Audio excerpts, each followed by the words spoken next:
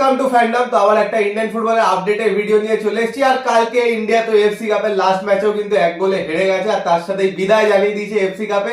একটাও গোল করতে পারেনি, 0 পয়েন্টস। তো সবকিছু নিয়েই বলবো, মানে যা মনে হয়েছে কালকের খেলাটা দেখে। তাছাড়া আজকে একটা মোস্ট ইম্পর্টেন্ট ম্যাচ আছে সুপার কাপের, যেটা হলো সুপার কাপের প্রথম semifinal east Bengal versus Jamshedpur.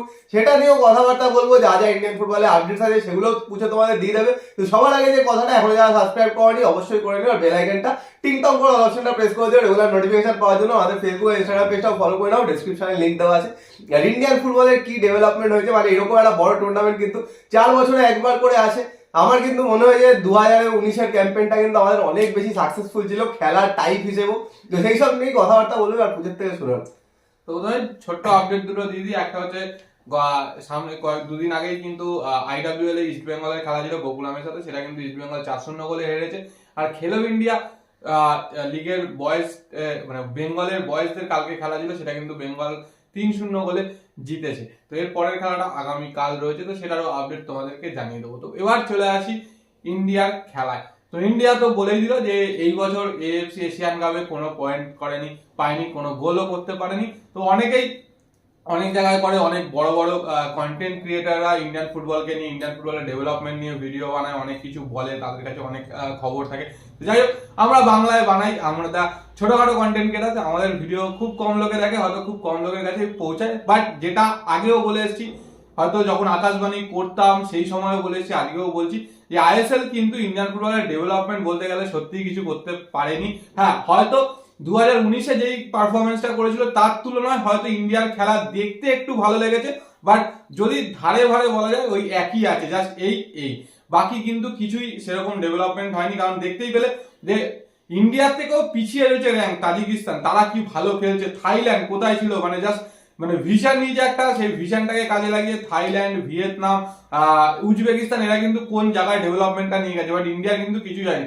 পয়সা প্রচুর এসছে, প্লেয়াররা প্রচুর টাকা পাচ্ছে আইএসএল খেলতে গিয়ে, বা আই লিগেও কিন্তু এখন যথেষ্ট ভালো টাকা পায় প্লেয়াররা। বাট আলটিমেট যে ডেভেলপমেন্ট, সেই ডেভেলপমেন্টটা কিন্তু হয়নি। মানে একটা টিম খেলছে, ওই 15 মিনিট, প্রথম 15 মিনিট যা অ্যাটাক করলো, তারপর যে ডিফেন্সিভ হয়ে গেল, বাস ওইখানে দাঁড়িয়ে গেল। কোনো রকম একটা মুভমেন্ট নেই, কোনো প্লেয়ারের কোনো ইন্ডিভিজুয়াল ব্রিলিয়ান্স নেই, কোনো একটা স্কিল নেই, কিচ্ছু নেই। সবই ঠিক আছে, শুধু একটাই কথা বলবো, একদম যদি প্রথম ম্যাচটা থেকে দেখো, তো প্রথম ম্যাচে কিন্তু ইগস্ট ম্যাচের ট্যাকটিক্স খুব কাজে দিয়েছিল। সেদিন ট্যাকটিক্যালি খুব ভালো খেলেছিল অস্ট্রেলিয়ার সাথে। 3জন একদম ডিফেন্সিভ মিডফিল্ডারকে যে নামিয়েছিল, তারা একদম নিজেদের কাজ নিজেদের মতো একদম একদম পারফেক্টলি করেছিল। মাঝখান থেকে কোনো অ্যাটাক করতে পারেনি। ওদের হয়তো গুরপ্রীতের ওই ছোট্ট একটা মিস্টেক না হলে হয়তো ম্যাচটা ড্র হতেও পারতো। তার পরের দিন শুরুতেই যে একটা গোল খেয়ে গেল, ব্যাস প্যানিক, পুরো প্যানিক। কোনো কিন্তু যে একটা প্ল্যান কাজ করলো না, পরে আরেকটা প্ল্যান অন্য কিছু চেঞ্জেস করবো, সেই সব কিন্তু কিচ্ছু ছিল না। সেদিন একটু লাক খারাপ ছিল, সেটাও কিন্তু মানা যায় যে লাক খারাপ ছিল। বারে লেগেছে বল ওদের, আমরা যখন ক্লিয়ার করছি তখন বারে লেগে ওদের পায়ে চলে যাচ্ছে, আর আমরা যখন শুট করছি তখন গোলকিপারের হাতে লেগে কিন্তু ওদের ব্যাটের কাছেই যাচ্ছে, আমাদের ব্যাটের কাছে আসছে না। সেটাও মেনে নিলাম। সেকেন্ড ম্যাচটা ঠিক আছে, 3-0 বাজে খেলেছে। তারপরে কিন্তু চেষ্টা করেছে প্রচুর, অনেক অ্যাটাক করেছে, কিন্তু পারেনি। কিন্তু লাস্ট ম্যাচটা, যেই ম্যাচটা ডু অর ডাই, যেইখানে মিডফিল্ড থেকে বল ক্রিয়েট করতে হবে, খেলাতে হবে, সেই ম্যাচে কি বললো, সেই ম্যাচে হঠাৎ করে একটা অন্যরকম টিম নামিয়ে দিল। লালিনজওয়ালা ছাংতে উইংয়ে এত ভালো খেলে ইন্ডিয়া, কিন্তু এই টুর্নামেন্টে ঝিঙ্গান আর ছাংতে আমার মতে কিন্তু খুব ভালো পারফর্ম করেছে। তাছাড়াও সুভাশিস বোসকেও বলতে হবে, এরা খুব ভালো পারফর্ম করেছে। উইংয়ে যদি খেলা তো কাজে দিত, আর মাঝখানে যদি একজন প্লে মেকারকে আনতো, ব্র্যান্ডন কিন্তু পুরো বসেই কাটিয়ে দিল টুর্নামেন্টটা। ওই একটা ম্যাচে একটুখানি খেলে যায়, তাছাড়া পুরো বসে কাটিয়ে দিল। কালকে যেখানে ডু অর ডাই সিচুয়েশন, যেখানে সুনীল ছেত্রীকে বল ফিট করতে হবে, সেই ম্যাচে দুজন ডিফেন্সিভ মিডফিল্ডার নামালো, আর ব্র্যান্ডনকে কিন্তু খেলালো না। পরের দিকে যে চেঞ্জেস গুলো, সেকেন্ড হাফ শুরু হতেই আমার মাথায় হাত পড়ে গেছে। হঠাৎ করে দেখছি নাওরে মহেশ সিংকে তুলে নিয়ে উদান্তাকে নামিয়েছে। তো আমরা তো সবসময় কোচকে ক্রিটিসাইজ করি, তো কোচকে ক্রিটিসাইজ অবশ্যই করবো, কিন্তু তার সাথে পুরো সিস্টেমটারই ক্রিটিসাইজ করা উচিত। কারণ সিস্টেমটারই পুরো গড়বড় রয়েছে। মানে একটা দেশে 140 কোটি লোক, কিন্তু 18টা সেরা প্লেয়ার নেই, যারা একটা মানে 10 লাখের দেশ বা 5 লাখের দেশ, যাদের র্যাঙ্কিং আগে তাদেরকে মানে ফাইট দিতে পারে, এরকম নেই। তো সেই জায়গা থেকে যদি ডেভেলপমেন্ট করতে হয়, একদম গ্রাসরুট থেকেই করতে হবে। বাট এখানে সেটা হয় না। গ্রাসরুটেও প্রচুর ঘাপলা। আন্ডার 17-এ আন্ডার 21 প্লেয়াররা খেলছে, আন্ডার 15-এ আন্ডার 17-এর প্লেয়াররা খেলছে। প্রত্যেকটা একাডেমিতে সব এটা হয়। তো ওই কেউ বলে আমার একাডেমিতে হয় না, তো এরকম কোনো ব্যাপার নেই। সব জায়গাতে হয়, ঠিকঠাক যদি টেস্ট করা হয় বা সেগুলো ইনভেস্টিগেশন করা হয়, সব বেরিয়ে আসবে। আর যেটা ভিয়েতনাম বা উজবেকিস্তান বা থাইল্যান্ড যেগুলো নিয়েছে, ওরা কিন্তু আন্ডার 17 থেকে যে টিমটা তৈরি করছে সেটাকে কিন্তু কন্টিনিউ একদম সিনিয়র লেভেল অব্দি টানছে, কিছু কিছু প্লেয়ারকে ইউজ করছে, সেখান থেকে কিন্তু ওরা এই ডেভেলপমেন্টটা করছে। এবার ইন্ডিয়া থেকে না, আন্ডার 17 যে প্লেয়াররা খেলে তাদেরকে আন্ডার 19 পাওয়া যায় না, আন্ডার 19 যারা খেলে সেখান থেকে দুজন আন্ডার 21 আছে, আন্ডার 21 যারা খেলে তারা আন্ডার 23 অব্দি ম্যাক্সিমাম যায়, তারপরে আর খুঁজে পাওয়া যায় না। তো তোমাদের একটাই কথা বলবো, 2019-এ কিন্তু ইউএই থাইল্যান্ড এদের সাথে খেলেছিল, থাইল্যান্ডকে 4 গোল মেরেছিল। সেই থাইল্যান্ডেরই এই বছর পারফরমেন্স দেখো আর ইন্ডিয়ার পারফরমেন্স দেখো, তাহলেই বুঝতে পারবে। আর কালকে পুরোপুরি মানে একদম বলবো মিস্টেকের পর মিস্টেক করেছে কোচ। আর যেটা বলার কথা, এবার তো সুনীল ছেত্রী আর পরের টুর্নামেন্টে সুনীল ছেত্রীকে পাবে না, সুনীল ছেত্রী রিটায়ার করে যাবে, কারণ পরের তার 43 বছর বয়স হয়ে যাবে, অবশ্যই সম্ভব নয় খেলা।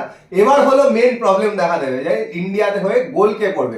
কারণ দেখো উইং এ কিন্তু প্রবলেম অনেকটা সলভ হয়েছে, উইঙ্গাররা এখন যথেষ্ট ভালো খেলছে, পাসিং ফুটবল খেলছে, অনেকটাই সলভ হয়েছে, কিন্তু স্ট্রাইকার যে গোল করবে বা সেকেন্ড স্ট্রাইকার বা অ্যাটাকিং মিডফিল্ডার কে খেলবে সেটাই হলো এখন প্রশ্ন। কারণ আইএসএল এ তো কোনো ইন্ডিয়ান ফরওয়ার্ডকে খেলাবে না, যারা ইন্ডিয়ান ফরওয়ার্ড থাকবে, মানবীর কিন্তু একজন স্ট্রাইকার ছিল, সেই মানবীরকে উইং ব্যাক খেলানো হয়, উইঙ্গার খেলানো হয়, তো সে অবশ্যই স্ট্রাইকারে খেলতে পারবে না। সেটা কালকে দেখিয়েও দিয়েছে, মানবীর যখনই হয়েছে মানবীর কিন্তু অফসাইডের পর অফসাইড হয়ে যাচ্ছে, কারণ ওই ইনস্টিংটাই কিন্তু ওর মধ্যে থেকে চলে গেছে।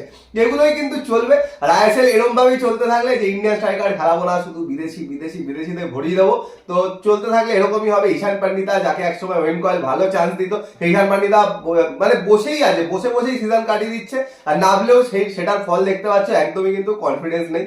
তো আইএসএল এ যারা বলছিলেন যে আইএসএল এর জন্য ডেভেলপ হচ্ছে, এটা কিন্তু এই যে বড় স্টেজে চোখে আঙুল দিয়ে দেখিয়ে দিল। কারণ এর আগে ছোট দলদের সাথে যখন খেলছিল বা নিজেদের মানে একদম এক লেভেলের দলের সাথে খেলছিল বা একটু উপরের দলের সাথে খেলছিল, সেখানে ভালো পারফর্ম করছিল, কিন্তু যেই প্রেশার এলো, যেই বড় বড় টিম এলো, সেই কিন্তু ল্যাগ করে গেল। আর কোচও সেখানে প্রচুর কিন্তু মিস্টেক করে ফেললো।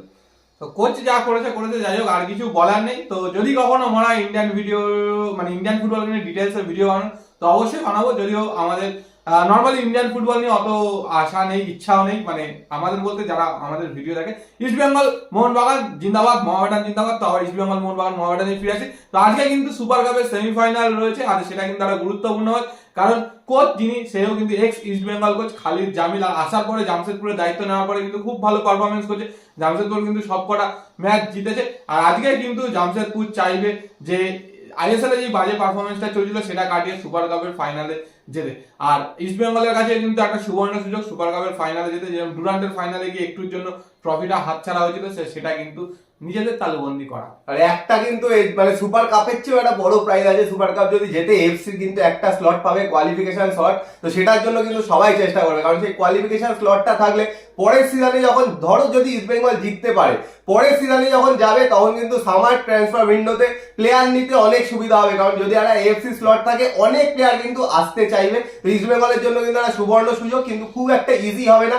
জামশেদপুরকে সিজনের শুরুতে যেমন দেখেছিল, ইস্ট বেঙ্গলে কিন্তু প্রথম ম্যাচে জামশেদপুর ছিল, সেই রকম জামশেদপুর কিন্তু এখন নেই। কেরালা যে অসাধারণ একটা টিম, তারা কিন্তু 3-2 গোল মেরে কিন্তু সেমিফাইনালে এসছে, মানে সেকেন্ড ম্যাচটা 3-2 গোল মেরেছিল। তো সেই জায়গা থেকে কি মনে হচ্ছে তোমাদের, কি স্কোয়াড নামতে পারে, কিরম সব প্লেয়ার নামতে পারে, সেটা কমেন্ট বক্সে কমেন্ট করে জানাও। আর বাকি কোনো বক্তব্য থাকলে ইন্ডিয়ান ফুটবল নিয়ে অনেকেই জানি ডিফেন্ড করবে যে ইন্ডিয়ান ফুটবল নাকি এগোচ্ছে, তো সেই নিয়েও কোনো বক্তব্য থাকলে কমেন্ট বক্সে কমেন্ট করে জানাও। আর ভিডিওটা পছন্দ হলে লাইক করে দিও, শেয়ার করে দাও, চ্যানেলটা অবশ্যই সাবস্ক্রাইব করে দাও, বেল আইকনটা টিং টং করে দাও রেগুলার নোটিফিকেশন পাওয়ার জন্য। তো চলো এখনের জন্য টাটা।